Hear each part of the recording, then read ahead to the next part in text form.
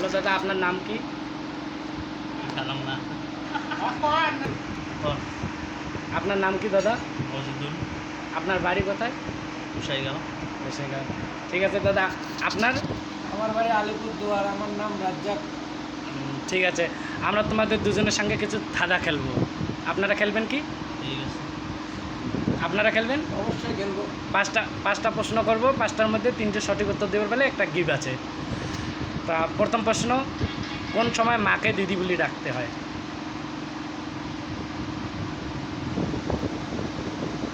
সময় 5 সেকেন্ড। যখন মা না থাকে তখন। এটা আমি সঠিকভাবে নিতে পারলাম না, আপনি? 5 সেকেন্ড প্রশ্ন, কোন দেশে মানুষ থাকে না?